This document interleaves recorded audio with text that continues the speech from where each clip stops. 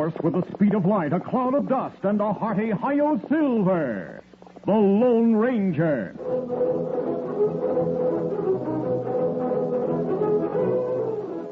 Before this exciting adventure, a word from our sponsor. General Mills, makers of Cheerios, the ready-to-eat oat cereal that gives you go power, and Wheaties, the breakfast of champions, present by special recording, The Lone Ranger. All over the country, in every direction, how you doing is the question. And here's what the happy people have to say. Eating our Wheaties and doing okay. You bet we're eating our Wheaties out west, including the champs. Take Eddie Matthews, born in Texarkana, Texas, and a great slugger for the Milwaukee Braves.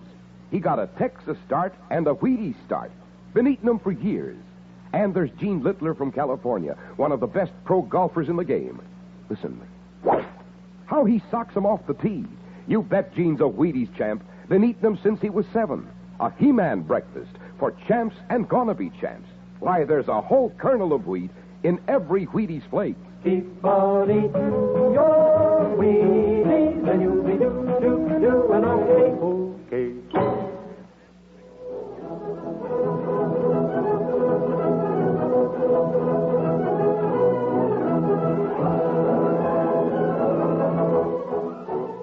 With his faithful Indian companion Tonto, the daring and resourceful masked rider of the plains led the fight for law and order in the early western United States. Nowhere in the pages of history can one find a greater champion of justice. Return with us now to those thrilling days of yesteryear. From out of the past come the thundering hoofbeats of the great horse Silver. The Lone Ranger rides again. Come on, Silver. Let's go, big fellow. Hi-Yo, Silver. Away!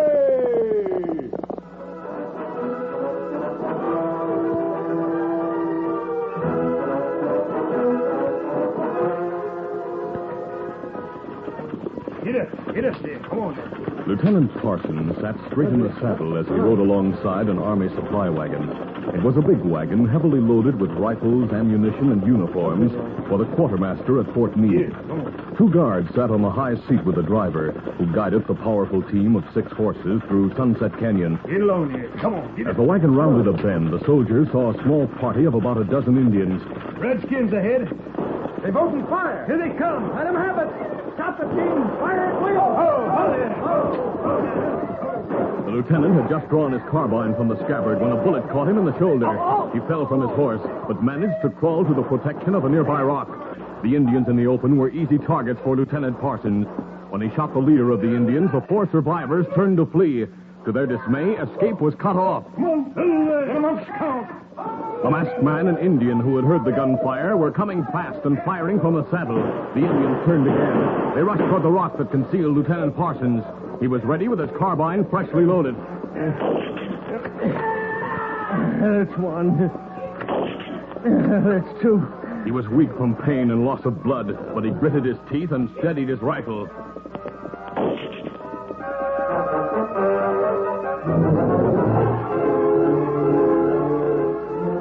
Half an hour later, Lieutenant Parsons opened his eyes. He found himself lying on a blanket. He was stripped to the waist. Someone applied a compress to his wound, while someone else bathed his face with a wet bandana. What? Steady, Lieutenant. You're going to be all right. Oh, now I remember. You and the Indian cut off retreat from the savages. Yes. Before left, they turned to run. Then they saw you. They turned back and came toward me. You were ready for them? I don't remember much. I shot 2 of the 4. You shot all 4. I don't remember the last 2. Your wound is a painful one. Well, what about the men on the wagon? You're better off than they are. You mean? Yes. They're dead. Oh. We should have had more guards. But the men couldn't be spared. The wagon doesn't seem to have been damaged. How about the horses? 2 have flesh wounds, but they're able to work. Well, look, if you could lift me to the driver's seat, I might be able to take the wagon through to Fort Meade. Lieutenant, you wouldn't have a chance. Oh, but I must. The soldiers at Meade can wait for their new Oh, uniforms. no. In that wagon, beneath the uniforms, the new repeating rifles. Ones like I used against the Indians. You saw how effective they are. They're badly needed. Help me up. Weaker than you thought, aren't you? Is my wound that bad? Lieutenant, Tonto has stopped the flow of blood and given first aid. But a doctor is needed to remove the bullet. You'll be in bed for several days. Bed? Where? I know an old soldier who lives in the town of Maverick Pass. When Tonto has you ready for travel, I'll take you to his home and get a doctor. Very well. Tonto will ride to Fort Meade and tell what happened. Men from the fort can be here by nightfall to get the wagon and the dead.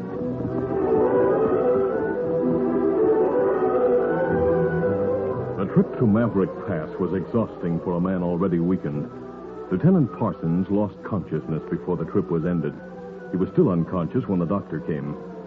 While the Lone Ranger and his friend Dave Hanley waited for the doctor to come from the bedroom, the masked man told the old soldier about the fight in the canyon. When he finished, Dave said, It was a 6 in hand, you say? Yes, Dave. That's the kind of team I used to drive. It was a supply wagon, you say? That's right, Dave. Just like I used to drive. What's it toting? Uniforms, new rifles, and ammunition. New rifles, eh? Repeaters? Yes. Those rifles are humdingers. They'll make renegade redskins sit up and take notice. I sure wish my son's outfit had rifles like that. They'd make short work of the Flagler gang. The Flagler gang? Are you speaking of Scar Flagler? That's right. You heard of him? Yes. He's one of the worst killers this part of the country has ever known. Great land, that notion that wagon load of rifles is idle in the canyon, where any wandering polecat can help himself. I told you, Dave, Tonto's gone to bring men from Fort Meade. Meanwhile, Flagler's gang might find the new shooting irons. Then they'd be worse than ever.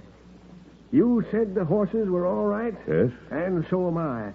I can still handle a 6-horse team in a fashion that'll make any man sit up and take notice. Oh, but Dave, What's you... more, I'm still a soldier. Still have my cap and jacket over here in the closet. You have a responsibility right here. The lieutenant in the next room will Doc's taking care of him. Come on, mister. Let's get going. The old soldier was prophetic without knowing it. While he and the Lone Ranger waited for the doctor's report, a band of heavily armed horsemen came through the canyon. It was Flagler and his gang. They had been following the wagon tracks for several hours. When they saw the wagon standing alone, they drew rein. Hey, Flagler. It's the wagon we've been following. Looks like it was attacked by Indians. Maybe the Redskins did our work for us. Look inside, see if they've looted the wagon. After studying the scene, Flagler reached a conclusion as to what had happened. Well, Indians attacked and were licked. At least a couple of the soldiers survived to wrap the dead and tie the horses. They're probably gone for help. That's about it, boss. Hey, Steve. What's in that wagon? Uniforms and new repeating rifles. Just as we heard, boys.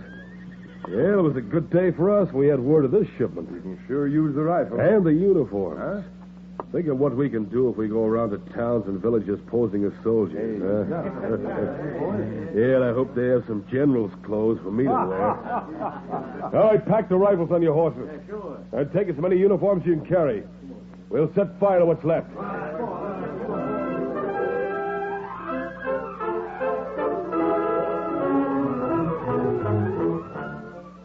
We'll continue our Lone Ranger adventure in just a moment.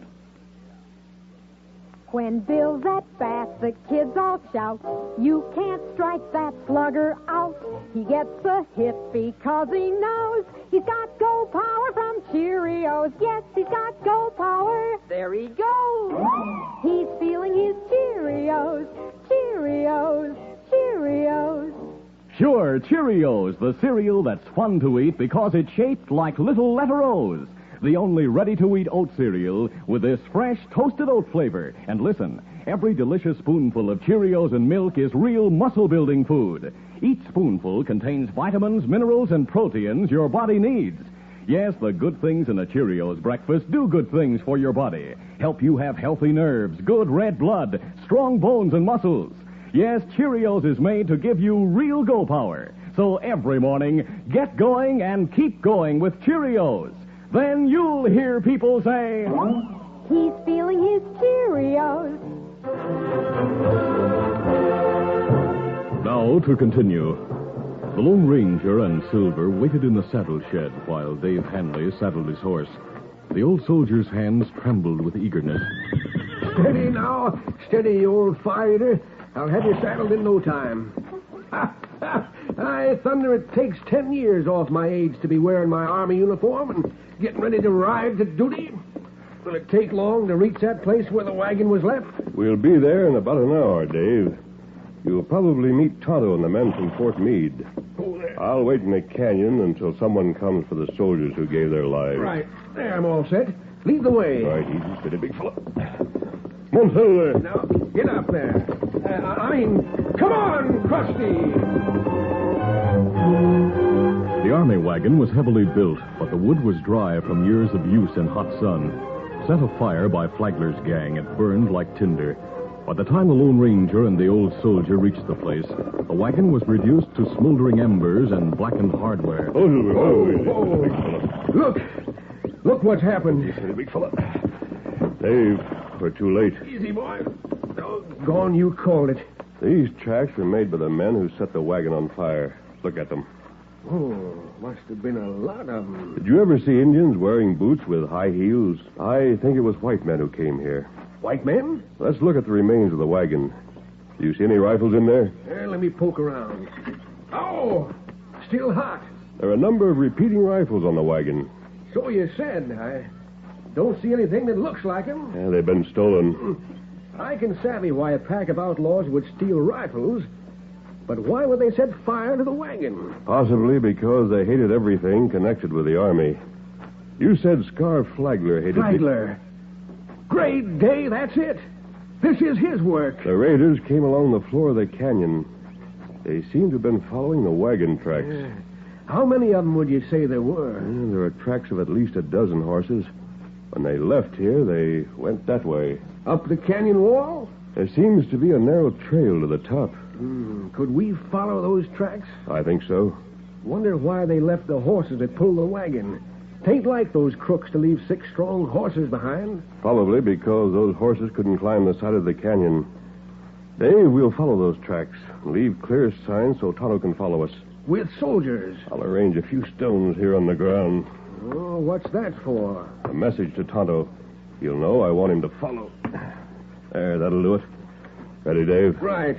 I just hope I get Scar Flagler in front of my shooting iron. That's what I hope. The Lone Ranger led the way along a narrow, shelf-like trail that led to the rim of Sunset Canyon. Then, for over half a mile, the hoof marks of the outlaws' horses could be clearly seen on level tableland. After that, the ground became rocky and uneven. Foothills gave way to jagged mountains. We're getting into high country. And rugged. I bet we've passed a dozen caves and canyons. This is just the sort of mountains a gang like Flagler's would pick for a hideout. Dave, I want you to drop back about 50 yards. Why? We may be getting close to the gang. You figure they'll shoot us on sight, is that it? They'd be more likely to shoot you because of your uniform. Well, then let me ride ahead and draw the gunfire. You're a better shot. You're mounted on a better horse. If you drop back, you'll have a chance to duck for cover. Maybe you can turn tail and hit the back trail. Dave, I'm not turning tail. Neither am I. Stop here, old Silver. Easy, steady, big fella. Now, we're less than half a mile from the peak of this mountain. Yeah, just about what I'd calculate. I doubt if the gang would camp on the far side. There aren't the hiding places there are on this side. Then they're holed up somewhere between us and the ridge. I'm sure of it.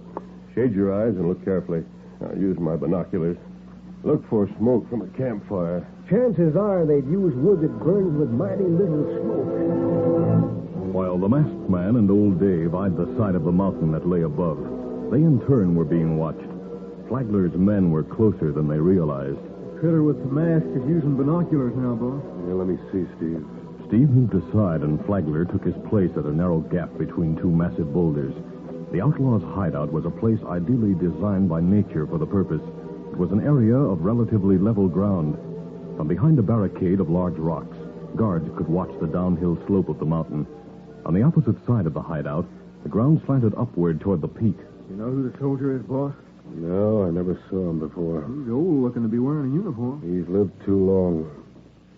I hate soldiers and anyone who travels with them. Give me a rifle. The Army sure made a mistake when it threw Flagler out. Plenty of men are paid for that. I said a rifle. Here, boss. Take mine. No, one of the new ones. I want to see how these new repeaters work on men in uniform. Here you are. Loaded. You don't know how to use those repeaters, boss. Well, this is a good time to find out. First, thumb back the hammer. No, you don't, boss. Don't tell me how to handle a rifle. How can any rifle be fired without drawing back the hammer? Boss, not so loud. They'll hear you. Hey, the duckers were covered. They did hear you. Well, shoot fast. Boss, listen. Before you can fire those repeating rifles... Shut up, I'm aiming. Well, it didn't fire. Use the lever. You said the boss. rifle was Gotta use loaded. the lever. It is loaded. I tried to tell you, boss. After you load the cartridges into the magazine, you got to work the lever. That brings the first cartridge into firing position and cocks the rifle at the same time. Let me show you. I can do it. That's it. Now it's ready to fire. You see how the hammer's back? Well, this is a fine time to tell me. Will you? Shut up. Now those two have gone behind a rock and taken their horses with them. Well, I'll give them something to think about.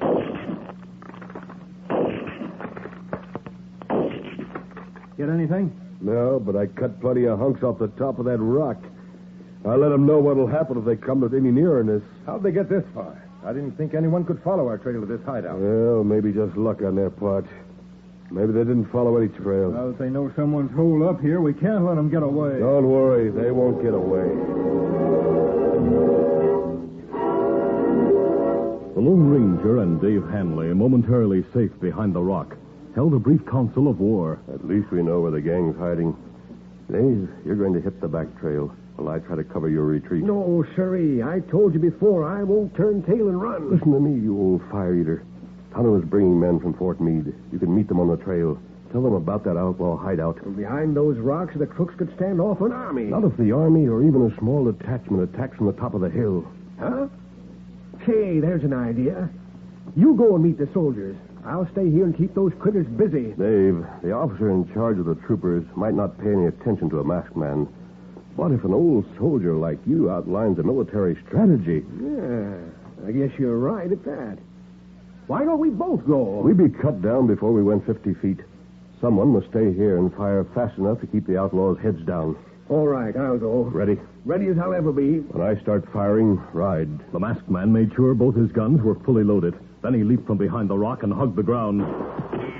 A rifle cracked from the rocky fortress above. Then the Lone Ranger's gun spoke. Get up there! Come on, Pussy! The outlaw, watching between the rocks, had fired too fast and missed. The smoke of his rifle gave the Lone Ranger a target. His first shot rocketed through the narrow gap and creased the outlaw's shoulder. His sustained fire sent bullet after silver bullet into the hideout, while old Dave rode downhill at breakneck speed. When the masked man's guns were empty, he drew back to the shelter of the rock and hurriedly reloaded. The outlaws opened fire, but harmlessly. The old soldier was out of sight, and the masked man was protected. All right, hold it, Butch. No use wasting cartridges. Just as you say, boss. Someone got away. I heard the hoofbeat. Must have been the old soldier. It was the masked man who did the shooting. Well, we'll get him. I'd like to put a bullet through his head to pay him for creasing my shoulders. Just sit tight and stand watch for another hour. Then it'll be dark.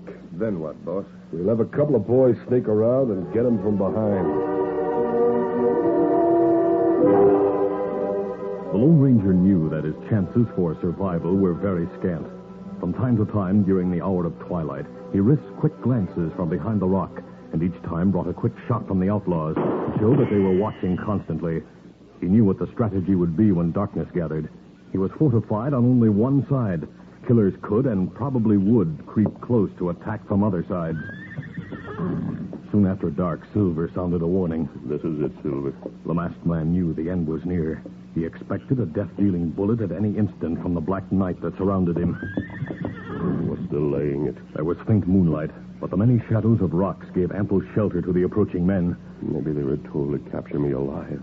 Flagler had given those orders. He wanted the masked man alive for questioning. There was a slight sound in the deep shadow of a nearby rock. The Lone Ranger turned in that direction, Then someone leaped from behind. I got him. Silver.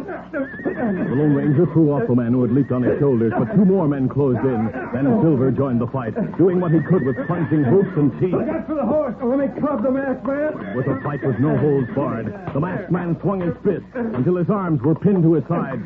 Then he went down struggling. The man on top held the gun upraised as a club, but Silver charged and knocked the man aside. I'll kill that horse. Then gunfire broke out on the higher part of the mountain. There were shouts of surprise and cries of dismay with a background of hoofbeats. Then a blow fell hard. It landed flush on the Lone Ranger's head. He felt himself going into a pit of unconsciousness.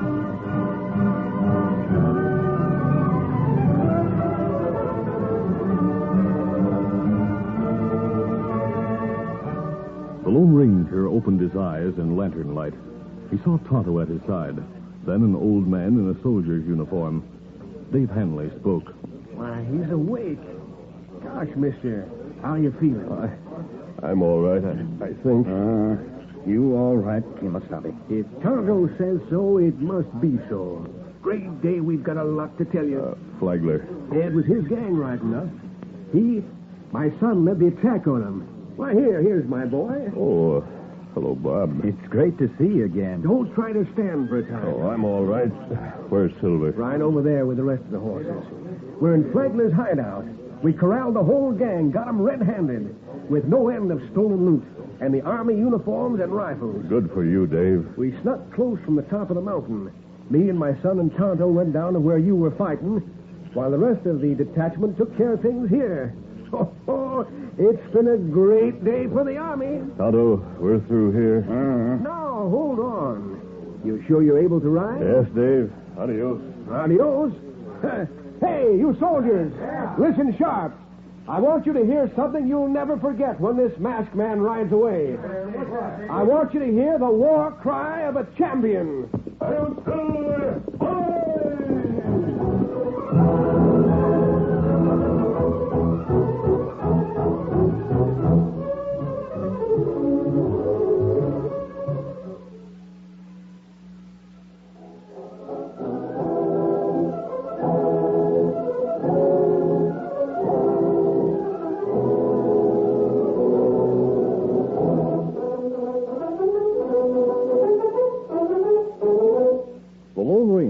Copyrighted feature of the Lone Ranger Incorporated is produced by Trendle Campbell Muir Incorporated.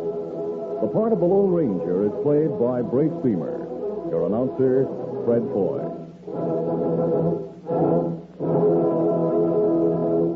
Listen to the Lone Ranger, brought to you by special recording Mondays through Fridays at this same time. You've been listening to the OTR Gold Network. Find more classic radio at otrgold.com.